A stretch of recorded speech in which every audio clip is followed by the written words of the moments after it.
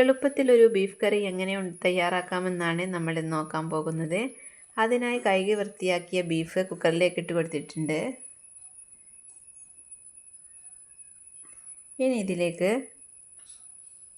മുളക് പൊടി, മല്ലിപ്പൊടി, മഞ്ഞൾപ്പൊടി, ഗരം മസാല,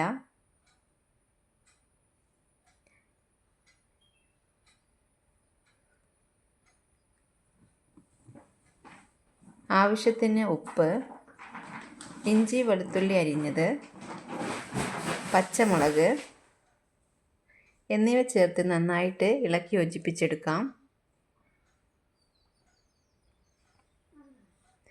ഇനി ഇതിലേക്ക് കുറച്ച് വെള്ളം കൂടി ചേർക്കാം. കറി ആയതുകൊണ്ടാണ് ഇതിലേക്ക് വെള്ളം ചേർക്കുന്നത്, അല്ലെങ്കിൽ ബീഫ് വേവാൻ വെള്ളത്തിൻ്റെ ആവശ്യമില്ല. ഇനി കുക്കർ അടച്ച് വെച്ച് വേവിച്ചെടുക്കാം.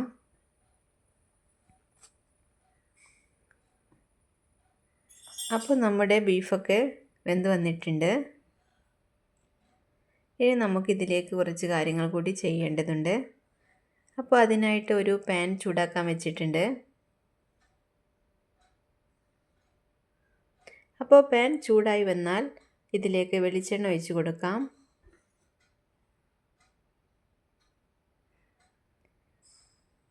എണ്ണ ചൂടായി വരുമ്പോൾ ഇഞ്ചിയുടെ കഷ്ണം, വെളുത്തുള്ളി അരിഞ്ഞത് എന്നിവ ചേർത്ത് നന്നായിട്ട് മൂപ്പിച്ചെടുക്കാം.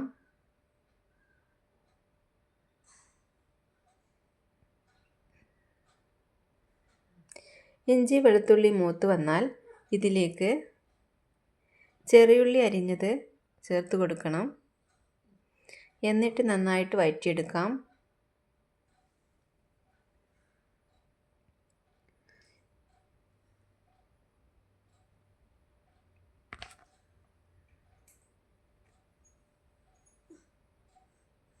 ഇനി ഇതിലേക്ക് കുറച്ച് ഉപ്പ് കൂടി ചേർത്ത് കൊടുക്കാം.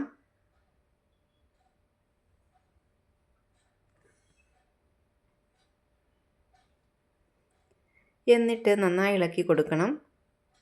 ഇതൊരു ഗോൾഡൻ ബ്രൗൺ കളറാകുന്നത് വരെ വഴറ്റിയെടുക്കാം. ഇനി ഇതിലേക്ക് കുറച്ച് കറിവേപ്പില ഇട്ട് കൊടുക്കണം. അതും കൂടി ചേർത്ത് നന്നായി ഇളക്കി കൊടുക്കാം. ഇനി ഇതിലേക്ക് കുറച്ച് മസാലപ്പൊടികൾ ചേർക്കണം. കുറച്ച് മല്ലിപ്പൊടി, മുളക് പൊടി, ഗരം മസാല, കുറച്ച് മഞ്ഞൾപ്പൊടി എന്നിവ ചേർത്ത് നന്നായിട്ട് മിക്സ് ചെയ്തെടുക്കാം. മസാലപ്പൊടികളുടെ പച്ചമണം മാറുന്നത് വരെ നന്നായിട്ട് ഇളക്കി കൊടുക്കാം. ഇനി ഇതിലേക്ക് വേവിച്ച് വെച്ച ബീഫ് വെള്ളത്തോട് തന്നെ ഇതിലേക്ക് ചേർക്കാം.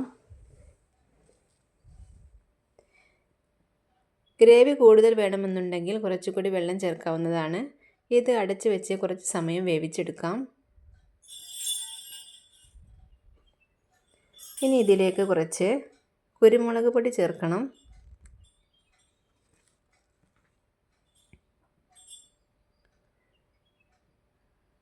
ഇത് നന്നായിട്ട് മിക്സ് ചെയ്ത് ഇളക്കിയെടുക്കണം. അപ്പോൾ നമ്മുടെ ബീഫ് കറി ഇവിടെ റെഡി ആയിട്ടുണ്ട്. ഇനി നമുക്ക് ഗ്യാസ് ഓഫ് ചെയ്യാവുന്നതാണ്.